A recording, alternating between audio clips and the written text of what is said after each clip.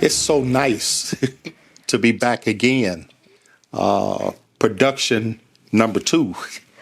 The last time I was here, you made a comment that I made a comment that we may need to come back to revisit some of the things that you was talking about.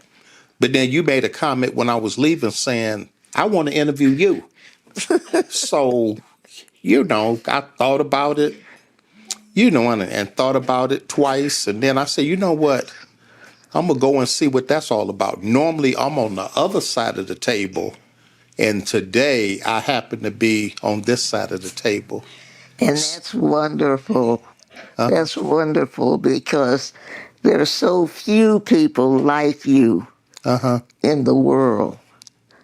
Okay. You are a person with vision, ambition, and desire to do things, that are valuable contributions to our society.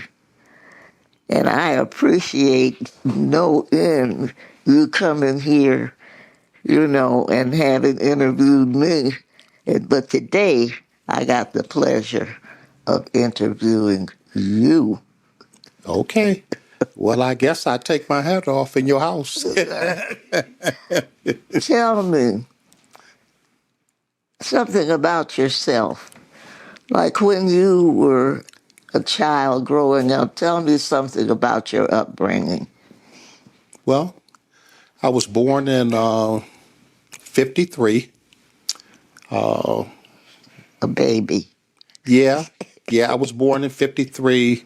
I grew up in Detroit. Okay. I went to multiple high schools, elementary schools. I can remember when I was at Ferry High School, and my teacher told me that your president got shot. And I didn't know who my president was. It was John F. Kennedy. Right. She said, he got shot. Get your coat. Run home now. And I got my coat, and I ran home now. But that was part of my upbringing. I can remember that. I can remember growing up on the east side as a young child, walking the streets. I can remember the donut shops used to be in the neighborhood. And me and my friends used to go to the donut shops, and you could buy a fresh donut for 6 cents, and you could buy a day old donut for 3 cents. And I used to have my 3 pennies, and I would buy the day old, so my bag would be filled. Right. I can remember going to elementary school and then graduating and going to high school. What school was that? Elementary? Elementary. I went to Ferry Elementary School. Okay. Where was that located? It was on Ferry. Over near Mitchell on the east side of Detroit. Oh, on the east side. I graduated to go to Grisel Junior High School, and I walked into school, and how they have the gathering in the main gym or auditorium, right? And we was introduced as coming to the school. Yeah. And so somebody asked me what my name was, and I told them my name was Jesse Washington. I didn't like Washington because I was always last. Okay. Before they get to Washington, I was always the W. I was always last for everything. Right. But they asked me, did I have any brothers or sisters that went to the school? And I told them my brother name. And so the gym teacher took me in his office, and he told me to bend over. And I was saying, what's going on? Bend over. And he pulled out a paddle back then. You got to be He pulled out a paddle, and the paddle had some holes in it. And he told me to put my hands on the desk. And I was saying, what I did, this is my first day of school. He said, if you're anything like your brother, I'm finna get to you now. That is hysterical. He gave it to me now. Wow. And I say, man, you know what? There's some kind of... Wow. You asked me, come on, what happened to me when I was growing up. Yeah, well, that's just 2 things. Yeah, tell me about your family. How many of them were you? It's quite a few of us. It was my mother I had brothers. I had Ernesto, Javier, Dimitri, Tyrone, Philo, myself, 5 brothers, 2 sisters, Leslie, Tawanda. So it was 7 of us. That's a lot. Huh? That was a lot. I know your parents had a struggle raising y'all. Well, I didn't know nothing about the struggle. You know what I'm saying? I didn't know we was poor. I mean, we Okay. shared shoes, we shared beds, we shared clothes, we shared the big pots. Uh-huh. You know, the beans and rice, and Right. I mean, we just shared everything. I didn't know I was poor till I probably got grown. And Uh-huh. somebody asked me Right. about my background, and when I told them some of the things that happened, they said, "Well, you must have grew up in a poor area." You know, we ate. I mean, we ate good. You know, Right. we ate good. You know, I didn't know I was poor, but it was a good thing. And there was when I grew up, it was a lot of. I noticed it was a lot of dividing. I read about it, but I picked up on some of it because when I lived on Ferry, we wasn't allowed to cross Shane Street Really? because there was a different culture on the Okay. other side of Shane Street. Everybody on the other side of Shane Street, last name end with SKI. You know, and on this side of Shane Street, it was the Washingtons, the Tonys, Okay. and Okay. all of that. But it was something about that. I remember we used to on the other side of Shane Street. It was a Tom's Lunch that sat on the corner, and they Okay. had some cookies, some vanilla cookies. Man, oh man! Uh-huh.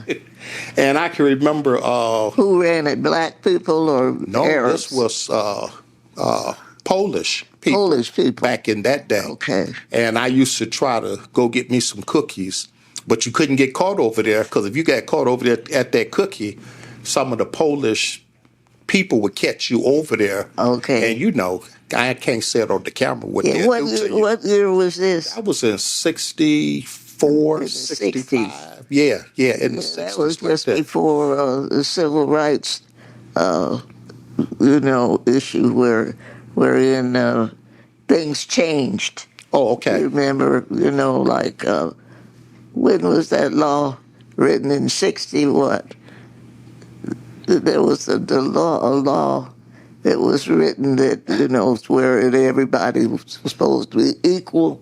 Oh, okay. Because Okay. before that time, there were places that blacks could not go. Wow. Oh yeah, Okay. Okay. yeah. When I was at Wayne State, there was only one place where blacks could eat At Wayne State. at Wayne State, and Okay. this was in the 40s now, Okay. in the 1940s. And blacks only had one place to eat, and that was at that Cass Warren drugstore. Okay. Yeah, and the Jews kids came to me and said, "Let's change that." Wow. Okay.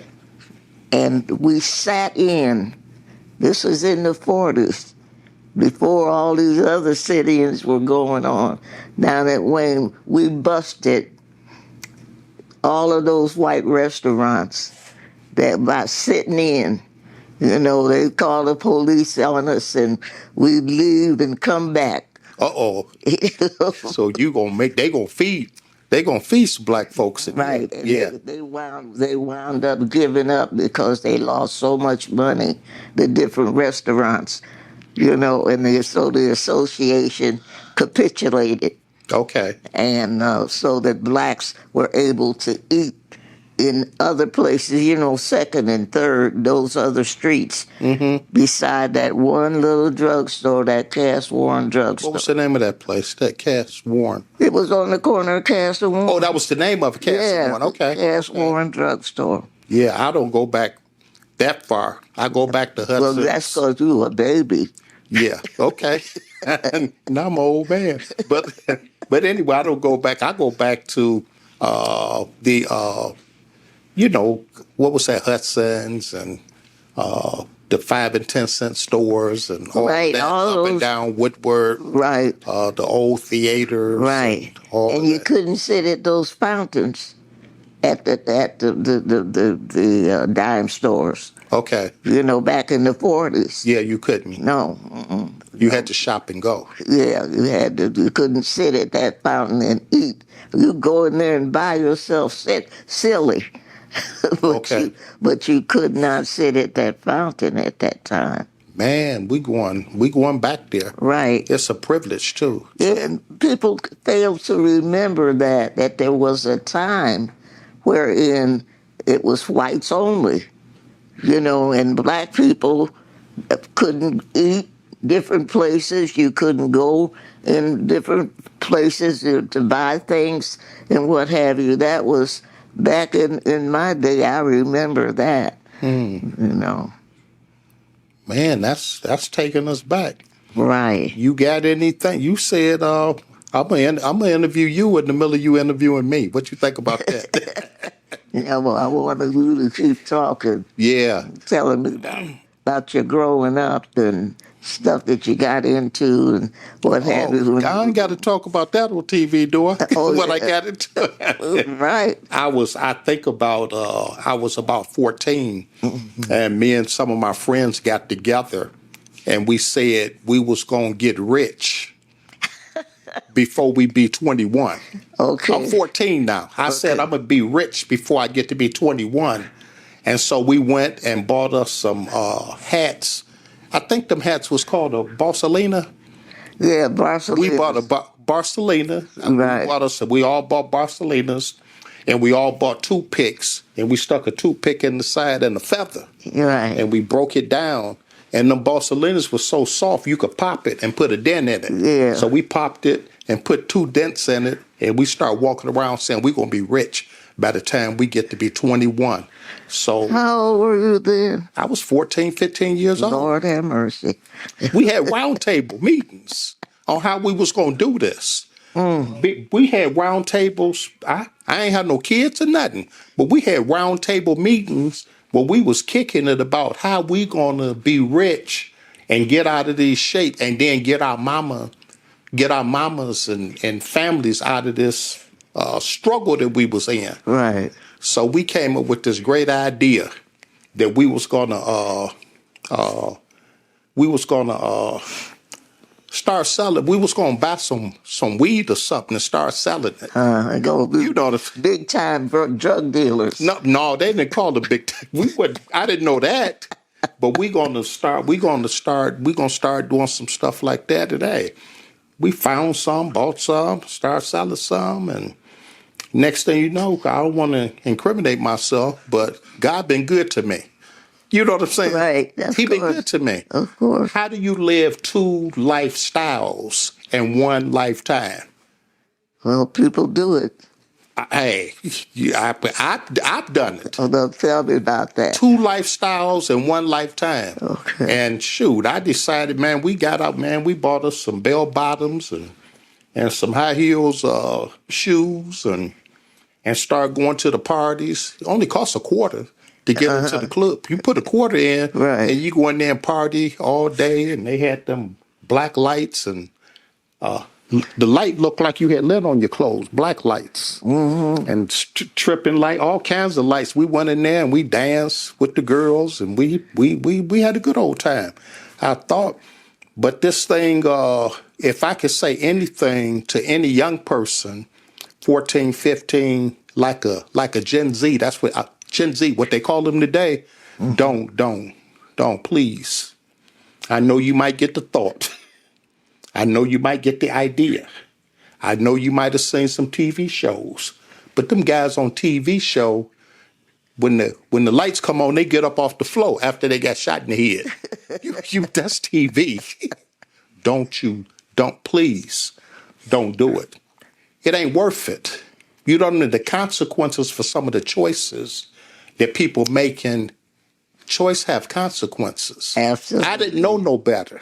I thought that I was smart. I was a genius. You know what I'm saying? Cool. I stopped going to school, and I'm gonna be How old smart. were you then when you I skipped school and went and took a GED. Okay. and passed it. Okay. And took it back to my school, say, I'm out of here. You know what I'm saying? Now, what kind of foolishness is that? But that was smart. Oh, that was smart. Yeah, that was No, smart. it wasn't smart No, because no, I don't mean smart in the sense of the outcome or what it would mean, but I'm talking about you being able to do that shows that you had a mind that yeah, was but yeah, very but what I did with it is I told my school that I'm out of here because I got my diploma that day rather than going back to school for another month or two, a year, or whatever. So I did that, but it gave me that time on my hand. The okay. time I was going to school, now I Okay. got all this time not going to school, so I'm in the street. Okay. So it put me in a bad place in the street. Right. They told me I went and took up kung fu. You know, Right. you know. Uh-huh. I became this TV. Man, you ain't supposed to tell nobody. But I'm an old man now. But I guess I could tell them. I went and took up my little kung fu classes and was traveling. Traveling Master Black. You know what I'm saying? Okay. Doing some things. Till I ran into this guy from Canada, and boy, Was it a black I guy hung or a up. white guy? I ain't gonna tell you, but you know what color he was. He hit me so hard. I didn't even know. He hit me so I didn't know what that was. I mean, this boy, I couldn't even believe that he did that to me. This boy hit me so hard, man, I could feel it all down through everything. Wow. And just stuck. I mean, he just stuck me. And that was the end of that career. I say, you know what? That's foolish. I ain't finna I ain't finna go through all of that. But a lot happened in my growing up. On the east side, growing up, on the west side, getting with those guys. I ain't calling no names, but it was groups of people. It Right. was the Hopper and Van Dyke. It was the, Mac and Bewick. Then it was the Gray. Then it was the west side, the Wyoming, and it was the 7 Mile, and it was all of these groups and classes Right. of Right. different people, and you had to know the language when you cross over in those different areas. You had to know what to say. Right. Else you would get picked up as an outsider, and something could Something happen bad to would something happen bad to you. could happen to you. I know how to talk on Van Dyke, and I know how to talk on Mac, and I know how to talk on Wyoming, and I know how to talk on Southfield. I know how to talk across 8 Mile. You know what I'm saying? Okay. So I Right. had to learn those different. We had signs and language. They call it linguistics now, but Okay. they ain't called it back then. I mean, I went to school. They say that's linguistics today, but I had to learn how to be able to move around and talk those different languages and stuff like that to be able to communicate and not get yourself hurt, in the different areas that you went into. Right. So I think about it now, and I don't even want to talk about that all that life trying to get rich. Right. If I tell you what landed me, I might have to cry. Well, I don't want to see you cry. Well, I ain't gonna tell you then. I ain't telling you. And that's what I say, man. Don't go for you. You'll be having to. I'm blessed because the Lord saved me, not just salvation wise, but He saved me from me and Right. some of the things that happened to me and through me. Right. If He hadn't saved you, you wouldn't be sitting here now. Well, I ended up at 2643 Park Street, a place called Harbor Light. I know Harbor Light. You don't know nothing about no Harbor Light. Yes, I do know about Harbor You Light. don't know nothing about no Harbor Light. But That's where my training started, at Harbor Light. What? With Dr. George Chancellor was the psychiatrist there. Well, And I started studying under him with Alma Parks. Well, I was there. It happened. You know what I'm saying? And I Right. had to go in there, man, and sit down and detox. Right. You know what I'm saying? Oh, yes. And then go from detox to level 1 and level 2 and Right. level 3. Level 3. 2643 Park was my address for 3.5 years. It Really? took me That three and a long? half years What year of was this? 1984, 85, 86, 87, 18, 1984. In the 80s. Yeah, In the okay. 80s, that was my address for 3.5 years. I couldn't function. I was institutionalized for 3.5 years. I went through every counselor and every program Well, and every type of treatment that they had right. to try to Let's get me together, to get me right. together. Let's go back. When did you start in the drug game? When did you start You being a participant? I had a therapist ask me that before, and I was scratching my head because I couldn't come up with it. But when I really did some research and some deep thinking about Introspection. what you call it? Introspection. Introspection. When I did that, I found out that I was in the alley playing basketball with my shirt off. Okay. With the neighbors and my friends, and they was playing basketball. It was on the street called Baldwin. I was in the alley. They don't even have alleys today. Yeah. But I was back there playing basketball, and some of the guys that was back there playing basketball was smoking weed, and they was drinking what is it? Cold. It was apple. Yeah, apple wine. Apple wine and cold beer. Never forget it. And they was handing it to me, but I pushed it away because my parents, they taught me you don't do no stuff like that. You're going to wind up somewhere. But then the next day they offered it, the next day, and then I think that they was offering it, and them was my friends, and didn't look like nothing was going on with them.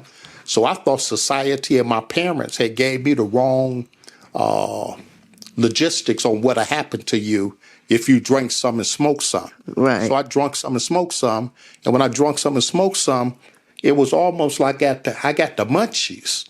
I started eating up everything, and then I got the giggles, and I started laughing. Everything got funny. I said, Mama and them lied to me, telling me it was a bad thing, because I tried it and got the munchies, got the giggles, and played basketball, and it didn't hurt me. You thought it was a good thing. I knew it was a good thing because it made me stronger. It made me, I could play the game. I could do, a lot of things. I can talk to the girls. You know what I'm saying? Man, I couldn't talk to the girls till I had me a drink. I had me a drink, man. They called it rap back then. Yeah, rapping. Yeah, right. You know about rapping. Well, I was rapping. You know what I'm saying? Hey, pull me one. I got me one, two or two. You know what I'm saying? Right. But it was after that. But old buddy boy, it graduated from the alcohol to the marijuana till I was downtown one day, and I had got pretty good, pretty famous. I was out there, and I had got in the back room of some entertainers and stuff. And when I went in the back room after they got off TV, they came back in the back room, and they had this sheet of glass out there, and there was fire on the glass, and they was getting high. I said, what? And I'm being nosy. What y'all do? What y'all doing back over there? And they was freebasing. Right. And they say, well, try some of that. But hey, I didn't want to try that, but I end up trying that too, Right. So I found out that my biggest problem is low self-esteem, not being able to be who I am without joining in to they call it peer pressure today. Yeah, it wanting to be a part of things. Yeah, wanting to be a part of things. I even have to watch that today. As a professional, I have to guard myself from wanting to be a part of everything. I got to stay focused and stay on who I am and what I got to do. Right. So I'm glad I came back to talk with you and allow you to interview me, to pull out of me some of the things that I ain't a lot of this stuff I ain't talked about, you know, on a platform Right. in a setting like Right. this. Sometimes I think about, I said, well, that ain't good to talk about, you know, your past Right. and stuff like that on certain platforms because people will judge you. People say, what? What? You took a drink? You smoked a joint? You did this? And people, you got to be careful because there's some people out there will try to hold you to that past lifestyle. But Right. I've been in this lifestyle longer than I was in that lifestyle. Right. I've been clean 40 years. Because you learned your lesson Yeah, it's 40 years. I've 40 been over years. here 40 Yeah, years. 40 years ago. Huh? 40 years ago. Well, that's what I'm talking about 40 years ago. Now, Right. 40 years now, going 40 years now, I've been over here moving and shaking, making things happen, educating myself. I've Right. been counseling over 25 years, Right. you know, as a professional. I've been doing, I've been doing a lot of little bitty things. I've been in the church Well, today. they're not little bitty things. Huh? They are not little bitty things. They are important things that have allowed you to leave your mark on a lot of people. Okay.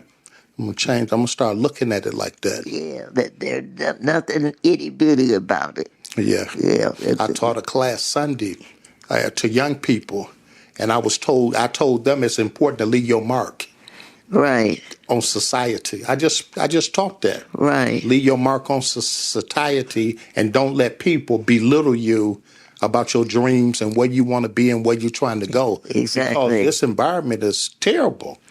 It's people out here that tell you can't do this and you can't do this and why you're doing that and why you're doing that. Oh yeah, Busy, you know, but I've learned to try to stay focused like a flint and keep my eyes on the mark. And I press toward the mark of the higher calling. And you know who that is. I ain't got to say it. right. They know who it is too. I ain't even got to say it. They know. You know, it's some people out there that know what we talking about. There's some people out there that know that part. And I'm going to take a minute. We're going to take a station break and pause for a minute, and we'll be right back with Dr. Mendingo as she interviewed me, Mr. Washington. Mr. Washington, on the Recovery Live Global Show. Okay.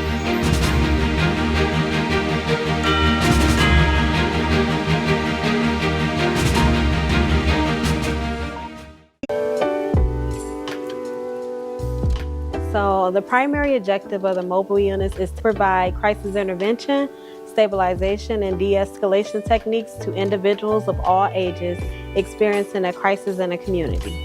Individuals may not be able to access certain services due to their insurance status, but with these units, we can help people regardless of their insurance status. And pretty much our goal is to provide individuals with immediate support and care right in their community, removing different barriers such as transportation. In that regard, we come to them. We can meet them anywhere they are in the community in Wayne County. So it can be in their home, it can be at their school, it could be at their local church, it can be at a park. Wherever they are in crisis, we are there to support. These mobile units are different because we are able to go where people are and give them services and support where they are most comfortable. So we're able to go to their homes, we can go to their schools, we can go to their local church, we can go to a community center. Wherever they are in crisis, we are able to go to them, removing that barrier of transportation. Now they can call us, we can go right out and give that person the services that they really need. A lot of people do things because of it's their job, but I believe everyone on this team, on the mobile crisis team, this is their purpose, to reach out to other individuals that are going through crisis. Just because you're going through a crisis at that moment, don't mean that you'll stay there the rest of your life. Hi, I am Katrina Barnes, and you're watching Recovery Live Global. You know, sitting here after that moment and that break, it gave me time to just reminisce, retrospect, and just think about some things. And sometimes I'm busy teaching and preaching and directing and didacting and encouraging and explaining and educating and inspiring so many others I don't sometimes get a chance to do what I need. And there's a term called self-care now that every pastor, preacher, teacher, clinician, coach need to think about self-care. And so when you was asking me those questions and taking me back, it made me think about my roots and my history, my culture. It made me think about that stuff. Right. Now, I've had cultural diversity and all of that. Well, I'm able to function in arenas where there's different cultures, different ethnicities, I'm able to function on those platforms. I'm talking stage now. But when you asked me those few questions, it took me back, and I had to go back and speak my own language. Yeah. I had to answer in my own language. That's you get what I'm saying? Right. I had to say some of the languages that we used back then. Right. But the goal is to connect. It's somebody out there that's listening, hearing, and being helped, inspired, and educated as we talk. So I just want to thank you for bringing me back to say, well, Mr. Washington, I want to interview you. I thank you for that. Well, you are certainly welcome, and to me, you are one of the amazing ones. You know, one of the few people that set out to make a mark in life, and you succeeded in doing so. You know, and that, I think back on the days, the Harbor Light days, you know, back in, let's see, when I started at Harbor Light was in 1972. Woo, 72, yeah. In 72. And thinking back on those days gives me pause to think about all of the people that, you know, passed my way during that time. And I'm proud of you. I mean, the things that you have accomplished and the things that you're doing now, I think is just wonderful. Everybody does not do things. You know, there are many people who go through life, they live and they die, but they never really accomplish anything. You know, and I used to say, it's like taking up space. But there are people like you who decide that you want to do something with your life that's important. And you have been a joy to talk to about how you overcame a lot of stuff, a lot of negative stuff. And so that your life is a total positive now. Amen. Yeah. Yes. It's interesting. I mean, it's good to go back sometimes and see where you come from, so you can gauge it. And Right. I say to anybody, you can live two lifestyles in one lifetime. All you have to do is come up with a idea in your head that I'm tired of this, and I'm sick and tired of that. I'm tired of this. And whatever your this is that's causing you to be outside, then sometimes you got to get sick and tired of being sick and tired. People always think it's all about the dope guy, but you can, your substance of choice could be money. And you could run through this world chasing a dollar and find yourself all messed up. That's true. You could run through this world chasing fame and find yourself all messed up. It's a lot of things. That's true. You know, it's a lot of things that could get you all messed up. So we have to focus really on, and today I know that it's God. Right. You know, and his gifts that he have given me. Right. And if I was to tap into the gifts that God had given me, I'll be successful, you know. Well, and, you are successful. Okay. But I'm still dreaming. You know, I still have dreams. I know. And there's probably a lot of dreams that you want to actualize as time goes on. Uh-huh. But right now, you are fabulous. Uh-oh. Okay. Felicia, you hear that?